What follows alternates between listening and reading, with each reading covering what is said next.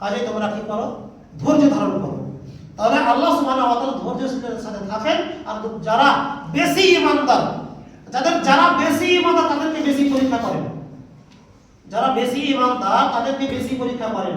একটা এখানে আপনাকে আমি ভালো করে বুঝাই যে দেখবেন অনেক মানুষ নামাজ পড়ে, ভালো কাজ করে, তো হঠাৎ তার বাড়িতে একটা বিপদ চলে এসেছে, বা তার হঠাৎ কোনো একটা অসুখ হয়ে গেছে, বিপদ হয়ে গেছে, সমস্যায় ভুগছে।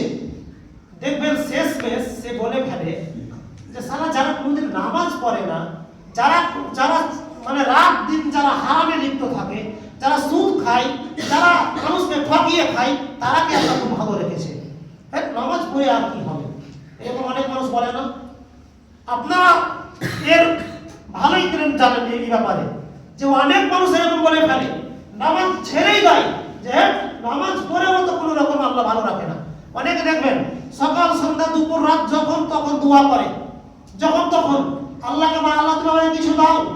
চাই তো অবশ্যই, চাই তো, চাওয়ার জন্যই তো সে দোয়া করে।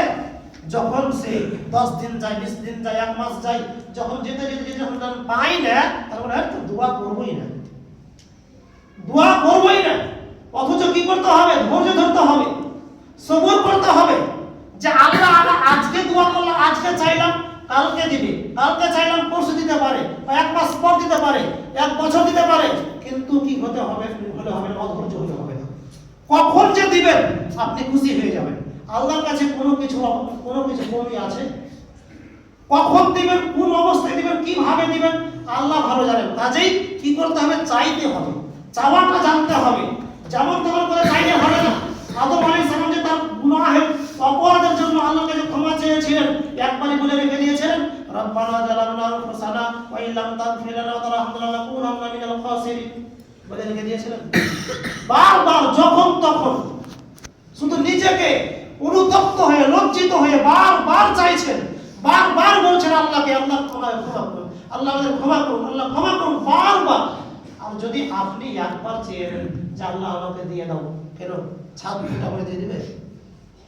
এরকম এরকম মন মানসিকতাই চাইলে হবে না, এরকম ধারণা রেখে চাইলে হবে না। আল্লাহকে চাইতে হবে ধৈর্যশীল হয়ে, ধৈর্য ধারণ করে। যেমন ধৈর্যশীল হবেন তেমন আল্লাহ আপনার সাথে আছেন, তেমন আল্লাহ আপনাকে প্রতিদান দিবেন। তারপরে বলছেন আল্লাহ সুবহানাহু ওয়া তাআলা সূরা জুমারের 39 নম্বর আয়াতে, 39 নম্বর সূরার 10 নম্বর আয়াতে, যে ইন্নামা ইউওয়াফাস সাবিরুনা আজরাহু বিগাইরি হিসাব। আল্লাহ বলছেন ইন্নামা ইউওয়াফাস সাবিরুনা, যারা ধৈর্যশীল, যারা ধৈর্য ধারণ করে, তাদের জন্য আমি অপরিসীম রেখেছি। তাদেরকে কতটা দিব, তাদেরকে কতটা পুরস্কৃত করব, তাদেরকে কতটা দিব যা সীমার বাইরে, সীমার বাইরে, বেগাইরে হিসাব, যার হিসাবই থাকবে না। অত আয়াতে কি বলেন আল্লাহ? যারা ধৈর্যশীল হবে, যারা ধৈর্য ধারণ করবে, তাদেরকে আমি কতটা দিব তাদের চিন্তার বাইরে, সীমার বাইরে, বেগাইরে হিসাব, হিসাবই থাকবে না। সম্মানিত উপস্থিতি, কাজেই আমাদেরকে ধৈর্যশীল হতে হবে, ধৈর্য ধারণ করতে হবে। যে কোনো সময়, আজকে হঠাৎ করে আপনাকে জ্বর দিয়ে দিয়েছে, আপনি বলছেন, গালি দিয়ে বলছেন, গালি দিয়ে বলছেন, হঠাৎ একটা আপনার সন্তানকে নিয়েছে, আপনি গালি দিয়ে বলেন, আল্লাহর উপরে কটূক্তি করে, আল্লাহর উপরে দোষ চাপিয়ে বলেন যে আল্লাহ আমার সন্তানটাকে নিতে বলো, অমুকের তো 4টা 5টা সন্তান, অমুকের সন্তানটাকে নিতে বলো না। এর বাস্তব উদাহরণ দিচ্ছি যে আমাদের মা বোনেরা মানে কতটা মানে অশিক্ষিত হলে এরকম কথা বলতে পারে যে এই বাড়িটাই খারাপ, শুধু এই বাড়িতে ছোট ছোট বাচ্চারাই মারা যায়, এরকম কথা বলে ফেলে। তো এরকম যদি কথা বলেন, তো আপনার যদি 10টা 12টা 15টা যদি বাচ্চাকে পরস্পর নিয়ে নাই, তো দেনেওয়ালাকে দিয়েছেটাকে বলেন। আপনি যে মায়ের পেটে ছিলেন, আপনার কি ওই ছোট মানে পেটে থাকতে কি মেরে দিতে পারতেন না? মারতে পারতেন না? যে আল্লাহ মায়ের পেটে সন্তানকে দিতে পেরেছেন, দুনিয়ার মুখ দেখাতে পেরেছেন, মারতে পারবেন না?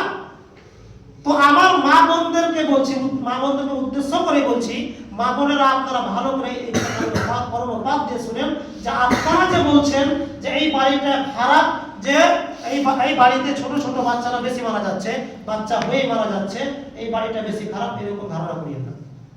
এটাই হচ্ছে পরীক্ষা, এটাই হচ্ছে পরীক্ষা।